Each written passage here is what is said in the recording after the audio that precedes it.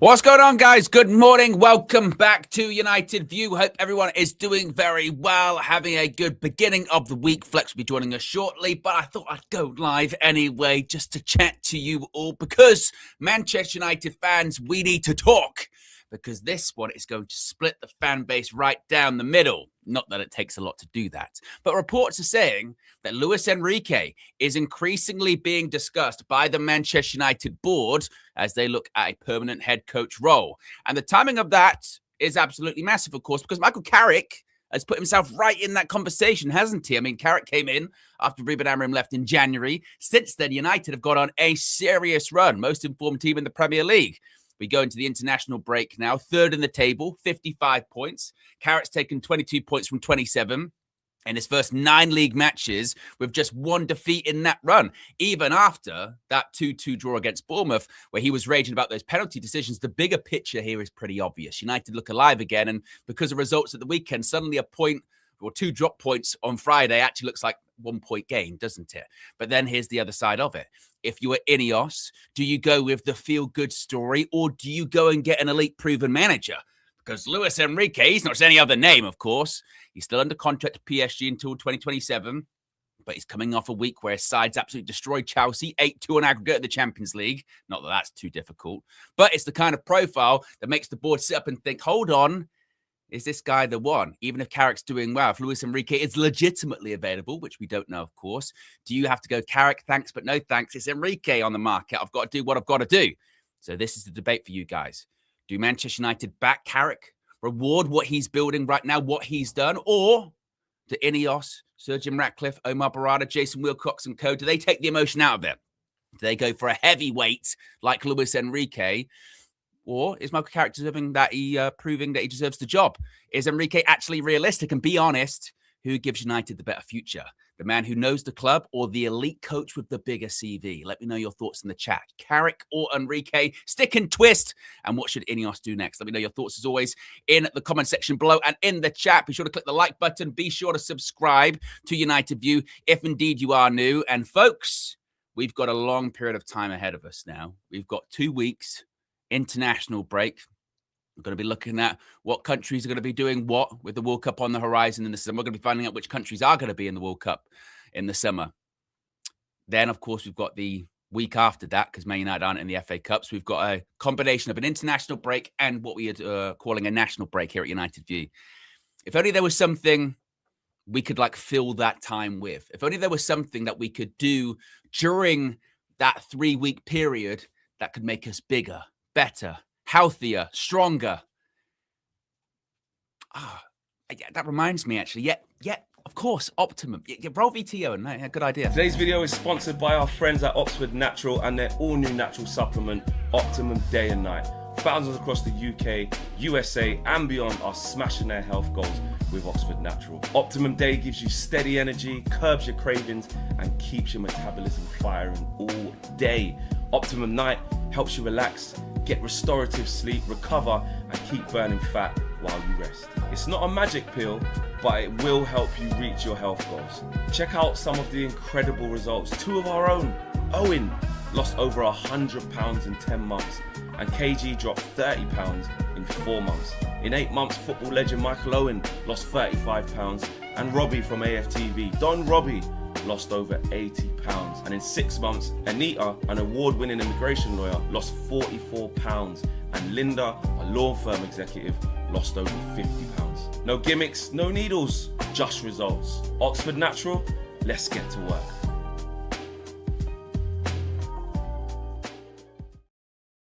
Yes, a wild flex appears just like that, like magic. You can scan that QR code. I just said Optimum and you showed up. You know what I mean? That's how it works. It's so optimized. You know what I mean? You need it. Yes, you can scan that QR code right there. You can save up to 70% off your first order, whether it's your Optimum Day. Look at this guy. Look at this guy. Look at this guy. Look at it. There, mate. There. It's there. It's there, mate. There. He's there rubbing his head. Yeah, you can, which is good for your weight loss goals or your Optimum nights. There you go. Which is good for your restorative sleep. You can get them individually or combined, any which way you please. You can get Optimized there as always. Scan the QR code. Links in the video description below. It's pinned in the chat. What have you? Go to the landing page. Read the case studies. Find the info and get Optimized today. Yes, indeed. We've got a lot to talk about this morning, Fleck, when it comes to Manchester United, obviously, with the rumours. The rumor mill and overdrive when it comes to coaches, players, and what have you, but also just around the Premier League and how it affects Manchester United. Quite a lot happened this weekend, indeed, didn't it? Mad. I mean, how are you feeling about it all? How are you feeling? It just goes to show you like how football can. It's just mad. Like we were more annoyed at the refs. You know what I'm saying? PGMOL vibes on Friday night, and a lot of people were like, yeah, even with the PGMOL, we were crap. Some people went overboard. Some people didn't create anything. Well, obviously we did. We did, yeah. Some shit. That's why off the line, keepers making saves, all that kind of. Just say you hate Carrick. You know what I mean. Yeah, I mean we did, but so it wasn't an amazing performance, but we could have won that game. Got done over, but you're like, just don't lose. Got 10 men, just don't lose, man. People are going to make up a bit of ground on us probably now, so just don't lose. And then you see what happened.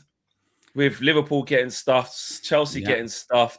All right, Villa did win. We expected that, so they closed the gap, but we're still a point above them. That's our reward for beating them the game before to get a bit of a cushion. So, crazy stuff, man. It turned out to be an amazing weekend. Like, I wanted City to lose, really, but the fact that Arsenal lost in the way that they did as well, I'll get involved in a little bit of that. I got some clips later on. Don't worry about that. We get the second half of the show. You know what? It's actually not spoiler alert, but it's like I haven't watched anything. So good. Yeah, good. Cool. I've got loads. I've got loads. Yeah, lovely. I got that. So yeah, man, it's fucking crazy. Yeah. First super chat at the board. Red Baron says we should still complain about the refs, though. Absolutely. Red Baron says, can you check on Expression's mental health, please? Yeah, we'll have some clips. Terence says Chelsea, Arsenal, Pool, and Spurs all lost. So good weekend, all things considered. Regarding that ref complaint, let's be honest, nothing's going to change. They'll keep screwing up and just say sorry. Chill up. Well, this is Terence. I got some shit for saying it during the game. I said, we'll get an apology for this, but it doesn't matter. And, it's on the way. You know what I mean? It's on the way. We got that one wrong. And Do you reckon they will? Yeah. Do you reckon they will with that one? I don't even know if they will. Yeah. But then they have to say something because we've done a complaint. So if it's not an apology, at the very least, there will be an admission of, we got that one wrong, And I'm not even the biggest, conspiracy guy and all these refs. This ref's got a specific agenda against this team. I just think they're rubbish, by the way. I don't even think it's like that deep in terms of they've got this long vendetta against certain clubs. But Stuart Atwell's record for Manchester United games is unbelievable. It's not great. I mean, unbelievable. Considering we should have had a goal against Burnley, chalked off. The same people are refereeing and VARing that game. Specifically, it's those two people. It's the same VAR, it's the same referee that chalks off that goal. Then they later go back on and go, actually, that should have been a goal. And there was some number, I don't know if the number's right, but saying that actually he's cost us quite a few points when he's reffed our games. Yeah. And in the games that he's reffed for Man United, he sent off 2 Man United players and not sent off any other players of opposition teams. Well, this is why with this, I have to stress this. Look, it's always us against the rest and stuff. Hate the door, never ignore. But when I was doing that video about Man United having the complaint, I'm saying for once, this ain't actually about tribalism. I'm not that fan that's like we get screwed by the refs every single week and we don't get anything. Not true. It's not true. But across the board for all 20 Premier League teams, we're all getting rinsed by these guys. We all need to be vocal. Some other fans laugh when other teams write to the PGM and they start point scoring. Oh, look at them fans crying. Try being us and this. I'm saying, no, guys, all of us be loud.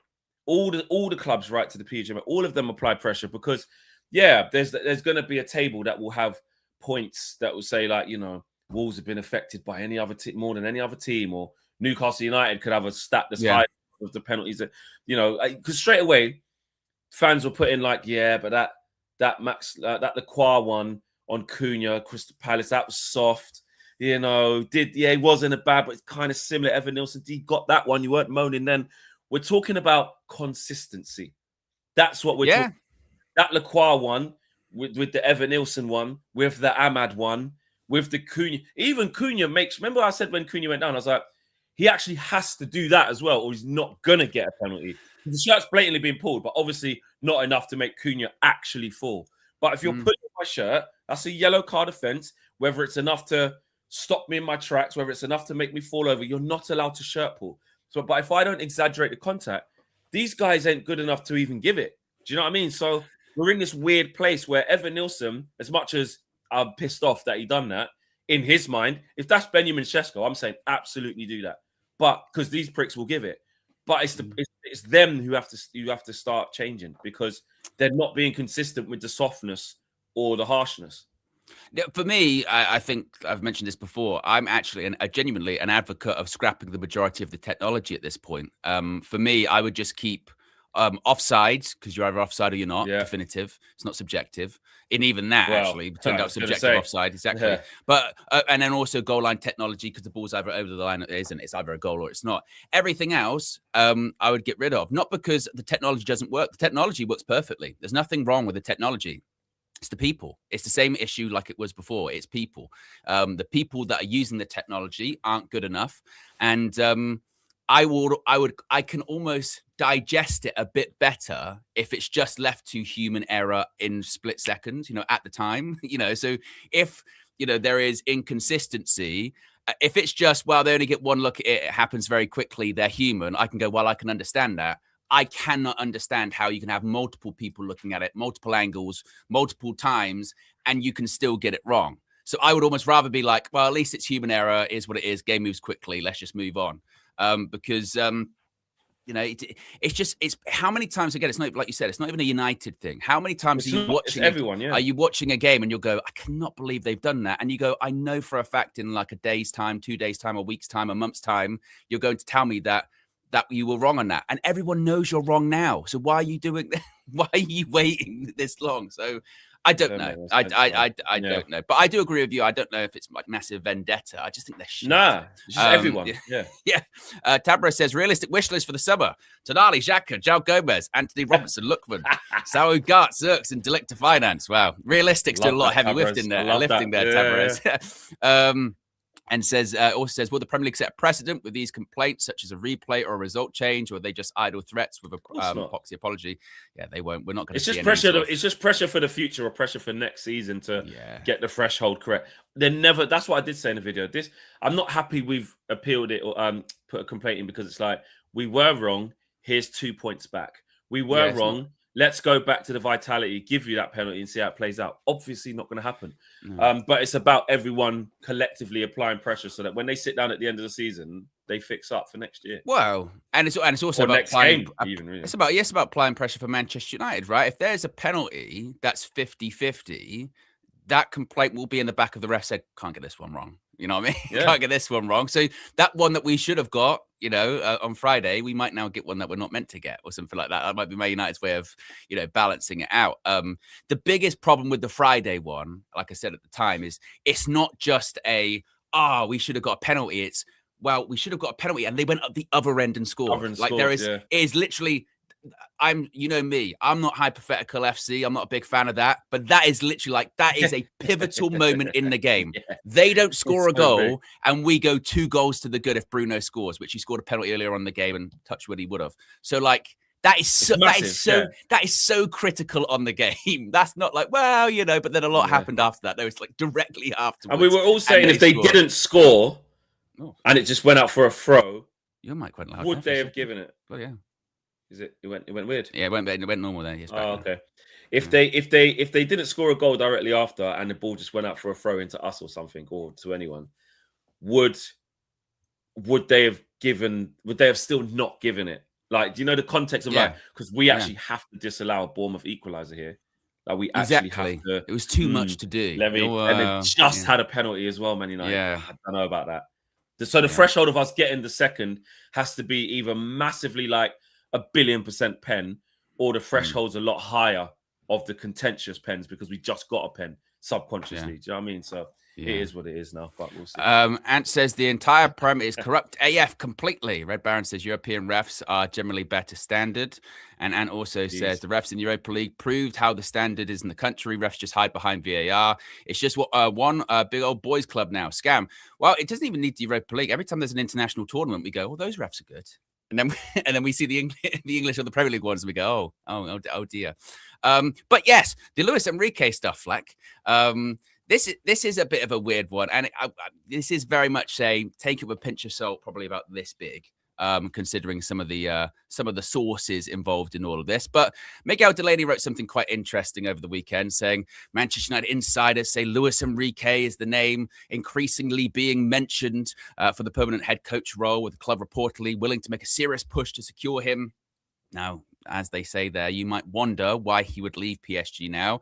But there's growing speculation he could leave in the summer. He's long expressed his desire to work in the Premier League. There's a feeling of maybe he's done everything there is to do when it comes to PSG. He's won the Champions League, right? He's won everything there is to win. It was even Nathan Sott a few days before that saying that, what if he wins the Champions League again? Could he then just go, look, the project's complete. Now time for a different project to look like. But I was thinking about this morning, Flex. I was thinking sort of twofold. One, would United be willing to sort of wait and go, well, let's see how PSG get on. And then if they win the Champions League, then we'll go after him. And I was like, well, isn't that waiting a lot of time? You know what I mean? When you could be getting other stuff done. But then the other part I thought is, well, what's Michael Carrick going to do? No, actually, I'll walk away from the Man United job. Of course not. He'll be waiting for ages. If you told him, oh, it's going to be right until it's not going to be till the end of June. So, do you know what? On that point, I had this conversation with Crookie the other day, just off air, because he was saying about Carrick and like make him wait and this, that, and the other. And I said, have we got Carrick a bit wrong where we're being a bit disingenuous? That, like you said, because he was basically saying what you're saying, like he ain't going nowhere. No, that was it. He said give Carrick a 1-year deal on that, and I was like, yeah, but that's a bit showing you don't really trust him. But he was like, I'm gonna turn it down. He wants to be like, and I was like, are we being a bit disingenuous with Carrick? Of like, bro, remember you're happy to be here. We'll tell you how this goes. Like, you're doing good. We're gonna see if like the best of the best available. Just wait there a sec. Not quite ready yet. They got into the semi-final, Mike. Just wait there. Oh, they have won it. Right, we don't know if he's going to leave because they've won it. We're going to go talk to him again. Keep waiting. Then come back and be like, yeah, we'll give you 12 months because we think he might be ready next. Like, or is it, or could Michael Carrick be like, oh, no, fucking on, mate. I need a bit more security than that. I've shown a little bit. And because there is this thing, you hit the nail on the head. There is this thing that's like, he's happy to be here, mate. Like, he can't believe his luck. Do you think that's that? So we could treat him like that? Well, there's one right? thing. There's one thing of like treating him like that because there is an element of respect that has to come into it, right? Regardless of your experience or lack thereof, right? But it is also true because he got sacked at Middlesbrough. You know what I mean, but then people will point to that and go, "Well, that's the same reason he shouldn't get the job in the first place." Look, he's happy to be had, kind of. You know what I mean? Kind of. What if Bournemouth or Crystal Palace do? Ariola leaves. Glasman's. He would like, I'm not making any decisions till I find out about Man United because it's just too big. Innit? I think so. Tottenham. He would come for him. Of course he would have that mindset. I mean, it's the Man. Again, it's the Man United job, isn't it? So he'll put everything on ice. Like, I don't care if it's taking long and we've gone on holidays and don't know when I'm coming. I don't care. Tell the missus, tell the kids. Listen, kids, Man United fans got season tickets. You know what this means, kids. Like we're on ice. We'll wait. Yeah. Speak when spoken. Is it that? It's the dream job, isn't it? It is the dream job. You know what I mean? But at the same time, because I was also thinking about this, because again, when you look at what he has achieved so far this season, obviously, look, season's still to go. But when you look at what he's achieved, like I was thinking this yesterday too, watching all of these teams around us dropping points, like Chelsea, like Liverpool, and and all that. And I was just thinking, I hope that these teams slipping up doesn't kind of muddy the water in what a good job Carrick is doing. You know what I mean? Because I think there is a danger that some may look at it and go, what good job did he actually do? The Premier League shit this season. You know what I mean? All you got to do is just sort of land the plane, if you will. But at the same time, again, you look at Aston Villa, they won yesterday, but they're still, they're 2 points behind us. Stress, when he came in, they were 11 points ahead of us. And we're still dropping points going, it doesn't matter. Nobody can catch us this weekend. And we're looking at Liverpool and Chelsea going, they're like 6 points, 7 points behind us. Ridiculous. Like, we're in such a comfortable position. And the same arguments that were made with Ruben Amorim, which is, how good can he do without getting his players in, is the exact same argument that could be used with Michael Carrick, wouldn't it? Like, imagine, we were saying last season, when we were finishing 15th with Ruben Amorim, well, he just needs a pre-season and a transfer window, and we're going to get a lot better. I said and it was technically true in the sense like we got better than we were. We weren't 15th anymore. Yeah, we weren't 15th anymore. You could use said same argument with Michael Carrick going, imagine he had a transfer window. Imagine he had a pre-season. Oh, bloody hell. You know what I mean? We're third in the league at the moment. How high could we go? Recruitment is pretty much the most important thing. Exactly. Like, you just need a safe pair of hands. Exactly. But then, obviously, the pushback of that is, imagine you have a transfer window of Luis Enrique and a pre-season with Luis Enrique. You know what I mean? And think of the transfer window. You wouldn't talk about attracting players. You're in the Champions League. You know, financial rules are changing, and you've got arguably the best coach in the world in Enrique. That's a pretty attractive proposition when you're going to buy players as well, isn't it? So, well, even for the Enrique thing, because we've and it's kind of nonsense, isn't it? You know what I mean? You can't really, let's be honest, you can't compare Luis Enrique to Michael Carrick. They're different stratospheres in terms of coaches, aren't they? 100%. You know what I mean? This is where the job that Carrick's doing, who knows if anyone would be able to do that? He's doing a fantastic job. He's lost one game in like 4 months. You know, this is the thing that sounds mad about football, is that weirdly, Michael Carrick can still be the right answer over Enrique, which is mad. Which you know what I'm saying? And that is not because in isolation, man for man, pound for pound, Michael Carrick can talk to Enrique, because he can't. Because so there's this thing that you go, well, obviously, if you can get Enrique, there's nothing to discuss. You bring him in. But then football doesn't actually work in this way. You have to think, what does it actually look like? Leave the bit of like, do we think we can get him or not? This is hypothetical, because I really don't think we're going to get him. I don't think he wants to. I don't think so either. No. Even if he wins the Champions League again, I just don't believe that that's going to be something available. But it keeps rearing its head until they announce Carrick or not. There's always going to be these talks, yeah? Forget whether you think it's silly or not that you can get Enrique. Let's just paint the picture that we did. Yeah, you can't just go, we got Enrique. I tell you what, definitely challenging next year. It was fixed now. Perfect. This is brilliant. We've got the best manager in the world. One of, plays attractive football, presses all over the place, young players. What he's done there, he can bring that here. This is brilliant. There's so much that has to accompany Luis Enrique, as well as just getting him to actually be successful. You know, he needs to rule the roost. He needs complete autonomy over what's going on. If you want to play the type of football he plays, I mean, there's a big overhaul that needs to happen. The football he's playing is with some of the best players in the world in their position. Now, granted, he's turned some of them into that. Do you know what I mean? Like when Vitinha went there under his stewardship, he's become one of the best. You know, Nuno Mendes at left back, he's become the best left back in the world. Kvaratskhelia. Now, he was doing bits at Napoli, don't get twisted, but, you know, he's, you know, Barcolo and these type of guys, the emergence of the Warren Emery's there. All these guys, you know, Dembele's now won the Ballon d'Or on his watch. So you put that down to Enrique. So you go, but then you start maybe thinking silly things where you go, yeah.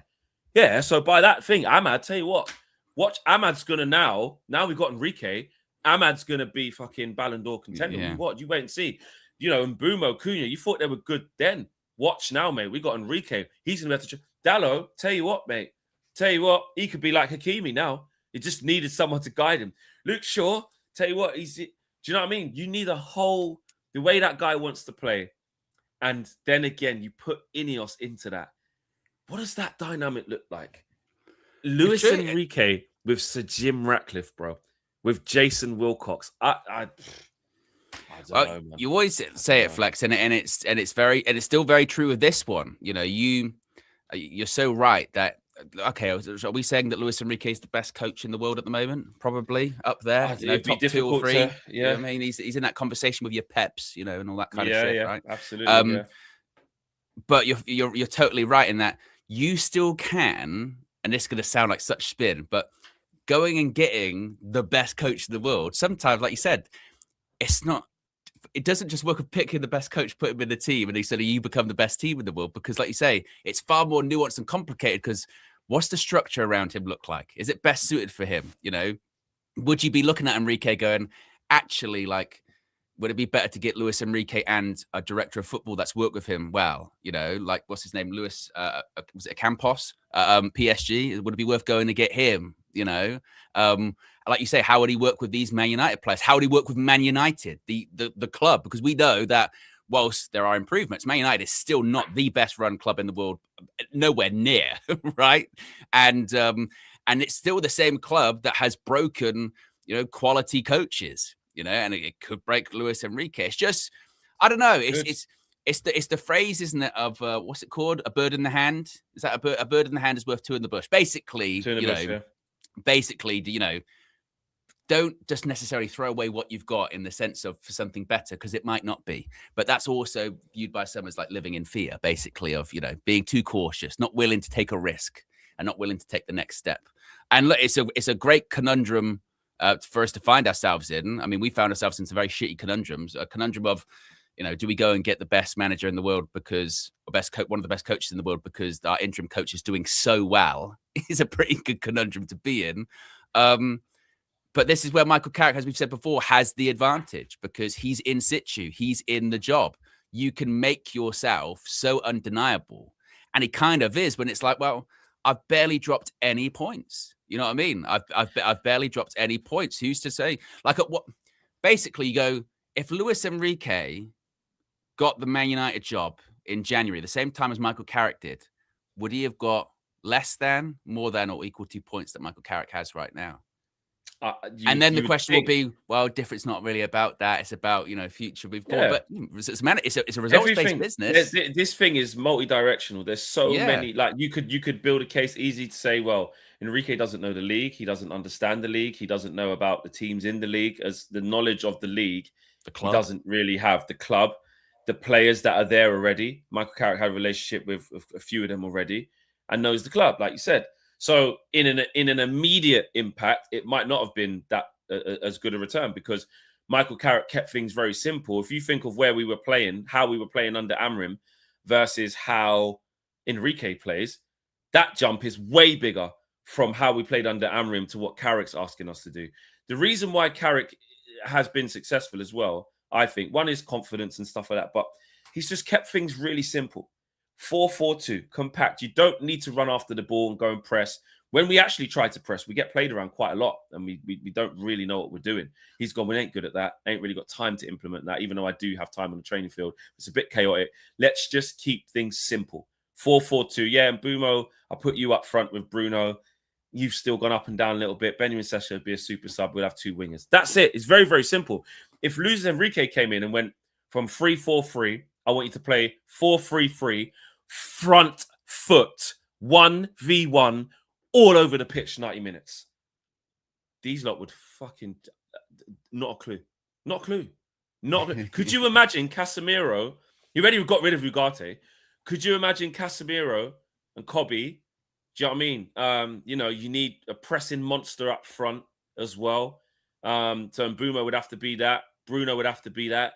Wingers, 1v1 against their fullbacks. Like, do you understand, like, what would happen to us? So, yeah, in the short term, I would say he wouldn't have got a bigger, and it's a hypothetical. I can't be proved right. None of us will. My feeling is that it's easier to keep things a little bit safer and get a bit more organized. Let's get back to basics. Steve Holland in here. We know what we're doing. We're mid-block. We're staying here and let the good players go and play a bit, one game a week, than it is to completely transform that. Like, I don't think people realize what it takes mentally and physically, obviously, as well, more than anything, to run as hard as those PSG guys run. Like, that's a whole different vibe. And you need a next level of talent to play like that. And like you say, it's a different... And this is where, again, these comparisons are tough. And this is why there isn't really a right answer to any of this, because they're different jobs. I've been saying this about Carrick a lot recently. Some people have been, again, trying to find something.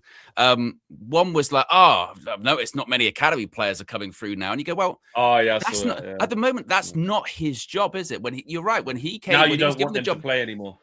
When he was given the job in January, it was like get in the Champions League and get results. It wasn't like, and also set us up for 2-3 years time by blooding in some academy players. That's not the job. It's not the remit. No. Now, if Luis Enrique came in January, part of that probably would be his remit because he's not coming into the end of the season, isn't he? He's building something for 2 or 3 years. So then you're thinking about, okay, I've got to bring this player through and I've got to be thinking about maybe phasing this player out because next season I want to be doing this. Michael Carrick's remit is just, these are the players you have. You're not getting anyone else. You don't even know what your future is. Get the best out of this group, nobody else. And don't think about the future, just think about the now. So like you say, you're right. You would go, right, what's this group best at doing? All right, 4-4-2. Can they really press? Not really. You know what I mean? Not really. All right, so we won't really do that. We'll just go basic. Balls over the top. In Boomer, you can run onto it. Sheshko, you can kind of hold it up and kind of, go with that. That's it. So, and even that makes it difficult to judge Carrick for the long term because who's to say if he goes, right, you've got it for 1 year plus one extra, he might set up the team a bit differently because he's building something now. He's not just getting results out of what he's got. He's not thinking short term. He's thinking a bit longer term. So all of these things are worth considering. I mean, like you said with the Enrique stuff, look at it more that I don't think he's going to leave PSG, and I don't think we're going to get him. I don't. Maybe when his contract comes up, 2027, like they said, maybe next year they have a look at it. Maybe Enrique goes, actually, contract's up now. I'm gonna leave for a bit. That maybe that's when United look at it. Maybe again, that's why it's right for Carrick for a year plus one. Give him the Harry Maguire contract, 1+1. See how it goes, and then by the end of next season, if Enrique's available, it's not a year of any major international tournament that I can think of. It's a bit more of an open summer to look at, head coaches and managers. And then this summer, you're focusing completely on recruitment, which is definitely what we need to do as well. Maybe that's what they do, perhaps. Yeah, no, that it got to be a heavy drive on recruitment, which we'll talk about in a minute, actually. But yeah, Enrique, I don't think that's happening. I think it's a little bit of a dream that we might have to romanticize with the name, the juggernaut name. I do think there is something in INEOS, to finish off on it though, that would like it. I think there's something in them that's like, we can go and secure the best in class. Look at us. I do think there's a way where not necessarily they're trying not to give it to Carrick, because obviously the better work he does, the better strength of position we get in, it can become quite difficult for them because a lot of fans will be like, listen, ain't broke, don't fix it. Just go recruit well, give Carrick a chance. He's earned a chance at least for a couple of years. But I do think someone like Jim wanted to make a statement. If he's available, they will be at the door. And you know what? I do think if we're doing our due diligence, I'm still going to stick to this. I will still have this.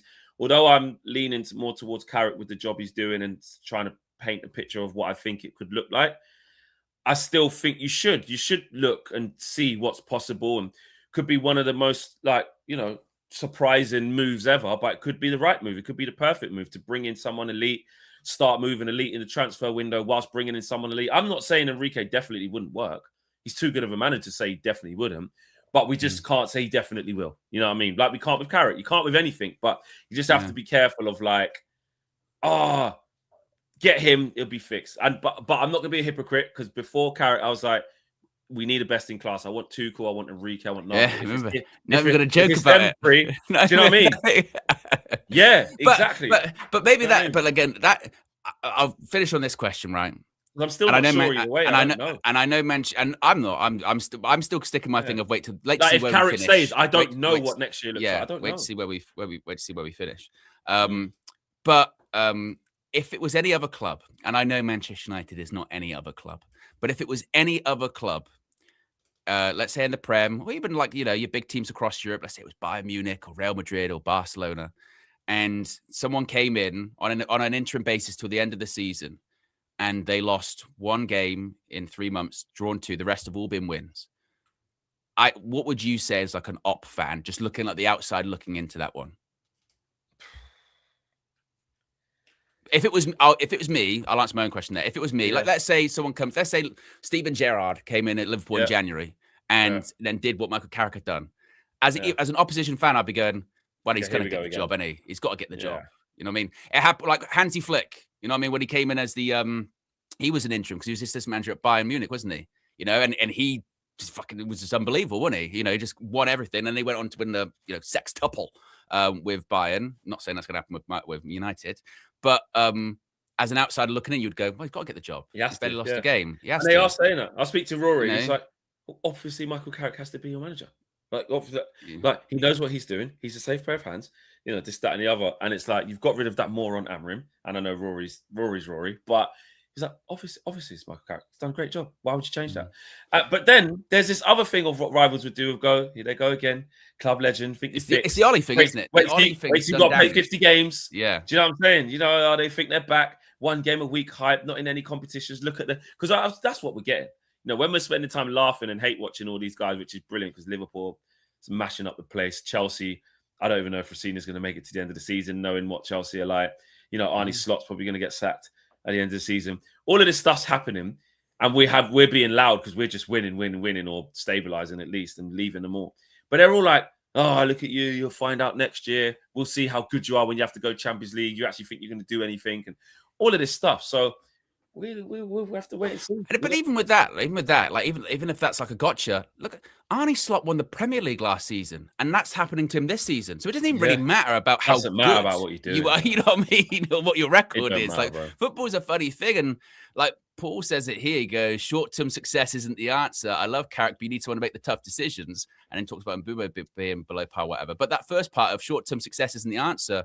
But what is? Because I heard that under Ruben Amorim. I heard all of the stuff about, you know, it's about the long term, and don't worry if you're losing in the short term, because actually the long term's about it. We've heard both. Like we genuinely have tried everything. So Michael Carrick might be the safe option, and maybe that's the worry, isn't it? It's like it's safe. But maybe safe's right. Is risky always is risky always right? You know what I mean? You know, and like Cuban says there, if I have to hear whoever we got in next season, we started losing games, and I have to hear, well, we got to suffer long-term project. Honestly, I might he's gonna say that. Because you know what I mean? It's like I don't know. But I do sit here being like, I don't know what the right answer is. I don't know. You know what I mean? And I think we all share the same scars. Yeah, you just want Carrick because he's English, and that you want. You got me. Story. I'm a closet. You changing know, the facts, just your narrative. What do you mean changing the facts? You got me 9th. You know, you got me. I can't. Any manager that's ever been a United manager that's foreign, I go, get out. You know, get out. You're never going to succeed, even though, you know, our greatest manager is Scottish. He's not English. That would be quite awkward, wouldn't it, for a long period of time? It's got nothing to do with nationality. Come on, it's winning football matches. You know. It's just ridiculous. Yeah, and again, someone said, "Oh, it's because you're just happy with being 5th, Flex, and you just standards a lot." And I'm just like, "Come on, man! You don't understand what I'm saying here. Like, I'm not saying Luis Enrique's crap and overhyped. Don't bring him. I'm not saying that. He could be the perfect fit. I'm just saying that if you do get him, there's things you need to consider, which I don't think people who are saying just get him, if it are considering. You know what I'm saying? If we do get him, I would be like, wow, what a coup! Like we've got him, but." It's just the rage bait, isn't it? You know what I mean? It's just that, you know what I mean? It's just, you know what I mean? It's just, it is what it is. Exactly. Where did we get to? This one? Yes, I read that one, yes. Okay. Red Baron says, Flex, are you into ASMR? I think that's when my mic went crazy and went in everyone's ears. Yeah. Sorry about that. Zoot is back in there doing the madness as usual. Good. I hate how we have 3 weeks off. Bossman Owen, hope to stay healthy until then. And Flex, I miss you. Love you. My glorious. Until then, what's going to happen after that? Am I going to be struck down after 3 weeks? Yeah. What's happening afterwards? Matt, Zuta, always consistent. Always consistent. Yeah. United Love says, Owen, I've changed the terms. If we beat Leeds, that pretty much sews up Champions League. After that, I'll send the 250. We don't even need to be third. Top 5 is okay. Jesus. You don't like to watch to give me the belt. At this point, it's just going, you just want the belt. Jesus. That's early. United Love, are you all right, bro? You got to wait till it's secured. It's got to be mathematically. You can't get a belt and it's not. I said if we beat Leeds, we definitely ain't finishing lower than 5th. So it's crazy. I watched Leeds Brentford. They were terrible Leeds. Not great. Red Baron says we would be foolish to just ignore Enrique though. I agree. Like, have the conversations and maybe see what it's like. I don't. Do you know what I mean? If that is possible. So I'm not. That's what I'm saying. I'm not saying ignore him. I'm not saying don't even have the conversations. You know what I mean? Maybe there is a way where that works, and but because it would be exciting if we got him. Of course it would. But there's a lot of things that would have to go with it for it to work. That was my only point. Nothing about. Need to make that clear. Nothing about Luis Enrique not being good enough to come and be our Being good manager. enough. I wonder if Lee Judges is done with him again. I haven't seen anything. Oh, he's quite calm. It's not really worth watching that one. I watched it this morning. It's quite calm, actually. Yeah. See, a lot of them probably won't do because we have to be careful. I got a good Robbie one. Super R says, my 2 cents, the grass isn't greener on the other side. A manager won't guarantee a team success. I feel safer with Carrick for 1 year. Then we'll talk again. There you go. Interesting. Ant says, getting results, but are the performances there? Of course, the performances haven't been exactly where we want, but like we always say, results over performances. But then Danny Luciano says, getting results, do performances matter that much? Both sides of it. Yeah. The Webbed Fear says, like up the video, fam. 100% been a member for 33 months as well. Big up to you. The Webbed Fear, make sure you listen to them. They are right. Do like up the video. Just under 1,000 people watching. Just over 1,000 people watching now. Big up if you just joined us. Gift. Oh, I'm just gonna say Gift. Big up to Gift. The way we've set up, not sure Enrique works. He's a manager type. The role is for this role, or the role is for a head coach, not someone who will demand control, in my opinion, like he would. This is what I'm saying, bro. I agree in terms of it's not just transferable. Things have to change. You know what I'm saying? Things have to bend and buckle, as they say. Big up Joe Blackman as well. So remember to like up the stream as soon as you tune in, please. Yeah, listen to Joe. Listen to what you said. Let's. I do want to show you some of the reaction after yesterday. There was a bit in, because obviously there's Carabao Cup, a trophy that Arsenal fans have been saying for years doesn't matter, and then suddenly switched that just in the sort of the week or two leading up to it. Suddenly it did matter, and now they've lost it again. It doesn't matter. And one person I'm thinking of when it comes to all of that, of course, is Don Robert, because he had some interesting things to say after the game. I've got his thing up. Their title was "The Sharks Bit Our Head Off." Fairs. But it was. I saw this. I saw there was a clip on like their clips thing, and it said Robbie says something that makes people groan. So I went to the actual clip and found what he said. Because listen, if you asked everybody here, said, what do you want to win this season? It wouldn't be the Carabao Cup. We can't do that. We can't do that. Because I think a lot of fans, Rob, especially nowadays, a lot of these fans, young fans, they would want. Hold on, before everyone gets carried away. Hold on, before everybody, I'm putting logic, right? I'm saying no trophy for 6 years. This guy, he's always there. Do you want me to continue what I was about to say before you jumped in? This guy. If the season ends and we won the Carabao Cup, we'd be the first. Do you want me to continue what I was about to say before you jumped in? If the season ends, right? If the season ends and we won the Carabao Cup, he'd be the first one to come and say, yo, Arteta out. That's not what we want, blah, blah. So that's the point I'm making. If the season ends and this is all we won, there is no fan that's going to be happy, right? So I'm saying these players have to go now and win that league. Go and win the league, right? Because if we win the league, I don't think a lot of us are going to be remembering this day. Could have both. They get a big opportunity to have both. Yeah, we could have had both. And there's still other things we can win as well. But the main thing is the thing we were in the driving seat and the thing that we can win and the thing that they can respond to a really, I've just said it, horrible performance. I've not been dodging nothing. But the way to respond to that is go now against Bournemouth at home. Go and win that game. Go and win that league. Go up to City. And put this right. But can we? Really? You talk about bouncing back, but when it comes to like, he is hoping and praying.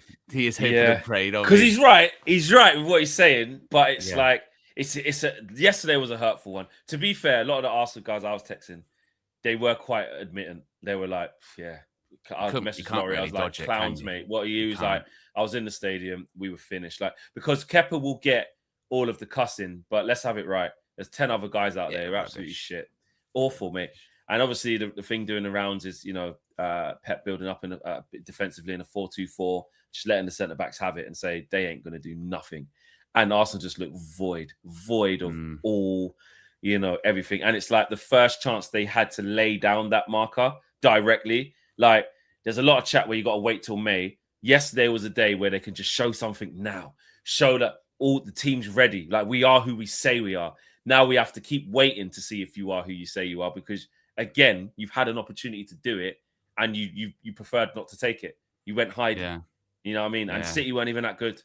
City weren't even that good, mate. They weren't. They didn't need to be. This is a City that's confidence kind of low. just got smoked off of Real Madrid. Yeah, drew the last 2 or dropped the last 3 in the league, not winning games. they know they're probably not going to win the league. You know what I mean? Yeah, but then now, I said, never know. I goes, they'll be thinking, I'll tell you what, let's actually lock in. Let's win all our games from now. Let's beat them at the Etihad. Let's get that down to 6. Let's win our game in hand. Let's get that down to 3, and then I think they'll shit the bed. Maybe. And also, we need 2 draws really. There's the other part of it. When you sort of just think about it all, it's just again they win trophies, and with Arsenal, it's the fact that they haven't. It's a mentality thing. And when you think about we're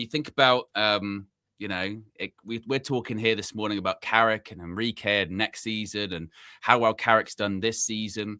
Remember, folks, we could have got a coach in January, and it could have been a lot worse. For example, Matisse, he's gone on holiday because of what's happened with that. Watch. I'm not doing this. My mum's birthday tomorrow. She's 50. Got to get home. I got siblings. I got loved ones, family. I don't need this. I'm not doing this. I really was not gonna miss my flight for this. I'm not going to be late. I'm not going to be. Came in same time as Michael Carrick, by the way, as well. This is parallel. This is parallel. Yep. Look what's happened. One's gone up, one's gone down. Matisse, he's packed his bag. He's gone. This is greatness. I'm leaving. So love and guidance, and I'll just do the review on the go because we ain't got time for this shit. Love. What does that say at the top? Does that say FUCK? Yeah, I think he just said fuck. Does he just change that? Oh. I'm in Dublin. Yeah, just landed. I fled the country, and whether or not I return, I'm contemplating because my club is exile in Dublin. Oh, you've really ran away. It's been crucified. It's the only word I can think of. It's been absolutely crucifixed. This guy, it's been crucifixed. This guy, I'm telling you, bro, it's been crucifixed. He's late. Finished, Lateness is greatness. It's pick me up. Pagan. Blessing in disguise. Mum's birthday tomorrow. Ended up leaving the watch along early to just about catch my flight, or I would have missed it. Blessing in disguise. Because if we were winning, because if we were playing good football, because if we were actually even half the club I remember us being, I would have missed my flight because I would have watched it. Guy. I would have reaped the rewards of the win. I would have drooled over my desk, and I would have missed my flight. So if anything, this is a silver lining. Everything happens for a reason. Everything happens for a reason. And now I'm Chelsea have got him going very philosophical, haven't they? Everything happens for a reason. He's like, this is fine. I can accept it. At least I made my flight. I was supposed to lose this game 3-0 so I could leave early. Make the flight. It's fine. He's convincing himself for this crap, bro. Listen, I am occupational health. I am HR, bro. I've said to this guy, people were saying to me on X the other day as well, because it's starting to cotton on now, yeah? Hashtag overworked, underpaid, because all this guy has done all year is laugh at the lack of games we've got. And all I've done all year is tell him that, bro, you're not enjoying it. You'd rather not have the games. You'd rather probably just be me, because what's going to happen is you're going to go trophyless. I'm going to finish above you, and you would have done all this for nothing. You're pulling your hair out every game. You're stressed. You're flipping. Your heart rate and your pulse rate is through the roof, bro. You're not in a good place from EastEnders. Exactly. So guess what? We're gonna have a chat today on DR, because to be fair to him, he is back. We said he'll be back. We always knew he was going to Ireland, even from Thursday when I cussed him out then. But he should be back. AGT is another fraud. He has gone on holiday already. He was always going to be in. I think he's going to Morocco, so he ain't going to be on there this morning, which is annoying. So he's lucky. You know what I mean? Abby, she can get licks as well. Like, same thing. She found a bit of fight. Thought there was going to be 3-0 in your 6-pointer. So, you know what I mean? I've not even won. Nobody on the panel has won this week. But I've won. I've got a point. Feels like a W, bro. So listen, they're getting rinsed when I walk in that studio, bro. Absolutely rinsed. And finally, would you like to see how Expressions is doing as well? Oh, I haven't seen his thing. Yeah. Oh my god, I haven't. Oh wow. Yeah. Why? Why, blood? But they ain't been doing anything, blood. They ain't been doing anything, fam. And you got this Danny Trejo machete looking MF are just celebrating, fam. They ain't been doing anything. Flipping corners, blood. Oh, my days. 1-0 down. They ain't done anything. Let's see if I can find the next Fuck's one. sake. Yeah, it'd be in the description. People would have put it in there. Come on. There you go. Close him down. It's all about I love the lead up to the goals. Don't let this guy. You saw what he done in the reverse fixture. Oh, so you let him run through diarrhea. Morgan Gibbs, what? Vicario! You gotta save that, blood. And if you want to see what looks like off with no sound when he's celebrating the goal. I don't know. This one looks a bit more angry, to be fair. Man's always got shit to say. Puto, shooto, moruto. Stop talking, blood. And save the ball, blood. Save the ball. Catch the ball, blood. Who do we need in goal? Michael Barrymore, fam. Catch that. Ben Mitchell. Catch that. Catch the ball, blood. Nah, it's over. We're done. Yep. Where's Free? Yep. We're done. Oh, we are finished, blood. We are finished, fam. We are. Fuck off, man.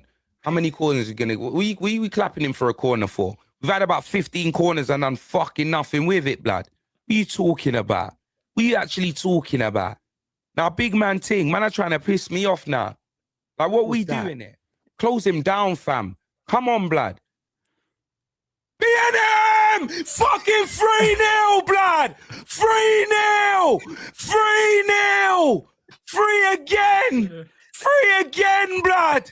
Why did I sit and watch this? I should have just watched the game at Nottingham Forest. 3 again! Fucking hell, blood! Fucking hell! Just end the club! Fold it, blood!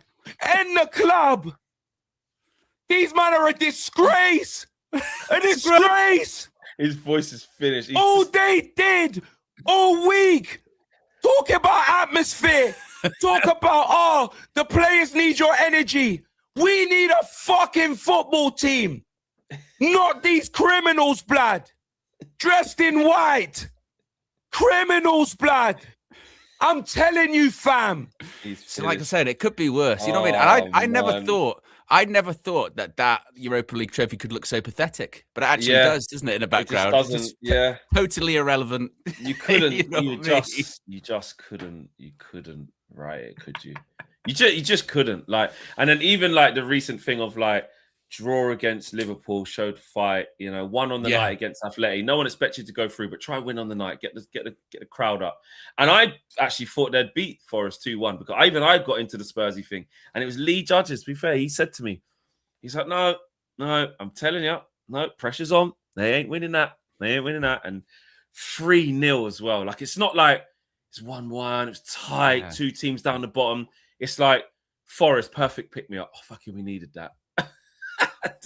just go see Dr. Tottenham, innit? Like that's what Danu Guna says. Dr. Tottenham, bro. You just go see them. Yeah. Oh my god. And all those teams look flex. All those teams struggling and what have you. Meanwhile, us looks like we're trying to get Bruno Guimaraes there as well. You know, you're getting reports out of France saying Bruno Guimaraes, main target for Manchester United, contract already made, and you go, you know, pitch of salt. They're saying price is affordable, around £60 million, which, by the way, that's a bit of a game changer. For those that were saying, well, I don't know, too expensive, £60 million, actually not too bad, actually, for Bruno Guimaraes. But also, then you had Fabrizio Romano saying that actually those reports are true, saying a meeting has taken place in recent weeks between the agents of Bruno Guimaraes and Manchester United. It is true. Manchester United maintain a very good relationship with the agency, but there is still a long way to go. So I think maybe it's a bit of a misinterpretation a little bit. I think United have had clearly a meeting with the agency, which involves a lot of players, one of which is Bruno Guimaraes. And I guess during that meeting, his name may have been brought up. I don't know if it's direct as, we want Bruno Guimaraes, let's have some conversations, blah, blah, blah. It's very broad stroke at the moment, but there's something there. There's something there in that one. I think there's something there. I wouldn't say, I think reports of advanced, probably wider the mark, this, that, and the other. It's not a hold that Newcastle were taking him. You can do that for the laughs and the, banter and stuff like that, but it's too early to be saying any of that. But it does feel like there's something there at the very least. And again, it's another name where he's on the list, and you're like, if you're going down that route, fine by me. Do you know what I mean? These are the type of players we need to be linked to. There's something in it. There's something there. What it looks like, we don't know. You know, Eddie Howe making excuses in the presser, always talking about. And this is what I mean about Villa and Newcastle United. Like, yes, PSR exists, but talk about the money you did spend. Yeah, talk about the money you did spend, and talk about, you know, the other teams that are above you that haven't spent. You know, look, you've just lost to Sunderland again. Brentford are above complain you. about money. Everton are above you. Yeah, bro. You've spent, bro. You've spent. Spent that money on Alanga, and you know, and Baltimore, you know. Yeah, who you're playing centre mid. You bought him as a striker to replace Isak, and you're playing him centre mid now, bro. You bought Visser. You know what I mean? One of the top scorers in the league last year. Knee's gone, just looks rubbish. You know, Malik Tiao. All right, he's actually been all right, to be fair to him. You know, Jacob Ramsey's got like 2 goals. 3 got like, bought him for 40 million. You spent money on these guys, bro. These are good players, supposedly. You know what I mean? So, not having it. You spent like 250 M's, bro. You can't always be about what you didn't spend. Money. Yeah. You know what I mean? Like, you have to get a better return on that. You just lost to Sunderland twice in a row in a season. You think Newcastle fans want to hear about PSR then? When the team that you had out was good enough to beat them, you just 1-0 up and you let it go again. So you've lost to them twice in a row. You ain't beat them in 11 years, I think it is. You know how mad that is? Yeah. It's mad, isn't Talk it? about that. There's a reason Paul Mitchell was in that job for not very long, because they fucked a transfer window. They screwed it up, didn't they? They messed up a transfer window, and it happened to us last few seasons, didn't it? Those transfer windows, Ten Hag second season, they'll come back and bite you. You know, that happened to us. Ten Hag second season. Look at this, we're in Champions League. We've got Onana, Højlund, and it's going to be great. No. No. It can set you back a couple of seasons, mate. We're still recovering from that. So, yeah, no sympathy for them. But maybe Matty Renton can come on during this international break and explain what was so wrong about this one. And then you can say to him that we're going to take their captain. There's only one Bruno, and we've got both of them. So, the best of the best. Christian said, I feel bad for Spurs. We should give them Onana. They do need a new goalkeeper, to be fair. Vicaria's got to go. You know, you need someone with big character, faces the music, admits his mistakes. You know, you talk about leaders, spine, someone who's not scared. Yeah. That's Onana. And don't worry, he's definitely not coming back. Romano said it. Any rumours? Nope, not true. It's over. So don't worry. If you're getting worried, going, what? Onana? No. Man United have changed codes. He's not even allowed back in Carrington. And if you're Spurs, you can see he's on the market. You can see. So there you go. He'd be a good championship goalkeeper. It'll be very good in the Championship. If anything, it'd be too good. Keep a bag of clean sheets if you've got him in the Championship. Too good. Exactly. He's been a Champions League team in the season, mate. Imagine he goes to imagine he did go to Spurs in the Championship and he struggles. Oh, well, no, you wouldn't have to imagine him struggling if he did go there. It's more about him actually going there. It's more mad because him struggling there ain't mad. Him throwing him in the back of the net at the Kassam when they go to Oxford away. Oh, you know, Jesus Christ. Kassam Stadium's got 3 stands, by the way. It's not even got 4 stands. Mad. So is Wrexham's ground as well, isn't it? They're trying to build. It's got a nice, but I tell you what, though, with the Kassam, nice complex behind it. You can go bowling or go to the cinema. There's a nice Chinese buffet. Afterwards, and go there afterwards. So you do have to be careful though, because if you park behind where that 4th stand should be, obviously the ball can hit you. Car, it's a hazard. It is a hazard, 100%. Yeah. Flex, would you still take Kepa for 4 mil? No, I wouldn't. I was thinking this yesterday. You know, when he was making those mistakes, and I was watching the Newcastle game, and I'm eating this lemon sweet now, paying for these sins. That, you know, we were saying in the summer, just get anyone, because anyone's better than Onana.